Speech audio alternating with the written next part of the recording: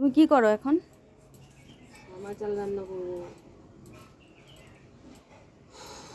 আজকের ভিডিওটা এই যে দিদিকে দিয়ে স্টার্ট করলাম। দিদি এখন রান্না করবে শ্যামা চাল, কারণ দিদিদের আজকে একাদশী। তো তোমাদের সাথে পরে আবারও কন্টিনিউ করছি। আমি সারাদিনের কি খুঁটিনাটি করি অল্প অল্প করে তোমাদেরকে বলেছি যে আমি তোমাদের সাথে শেয়ার করব। তো পরে ভিডিওটা কন্টিনিউ করছি। দেখো, এই একখান বড় কচু কালকে নেওয়া হয়েছিল, তো এটা আজকে রান্না করব। কচুটা কত বড়, খালি দেখো তোমরা একটু, এই দেখো।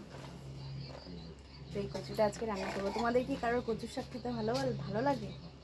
তো বড়মশাই যাবে এখন একটু চিংড়ি মাছ আনতে। চিংড়ি মাছটা নিয়ে আসলে কচু শাক দিয়ে রান্না করবো।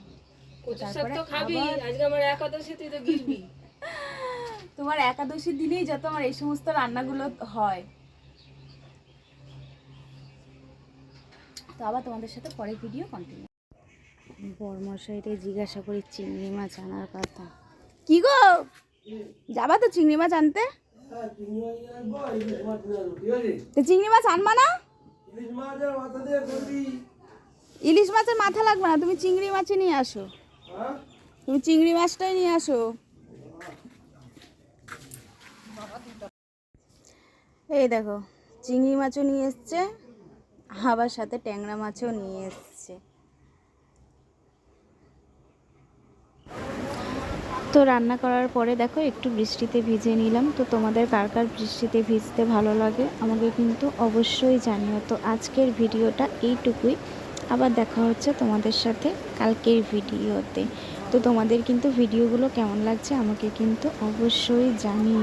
আমি কিন্তু রেগুলার তোমাদের সাথে ভিডিও দেওয়ার চেষ্টা করব। তো ভিডিওটা এখনকার মতো এইটুকুই। টাটা, তোমরা ভালো থেকো, সুস্থ থেকো। দেখা হচ্ছে পরের ভিডিওতে।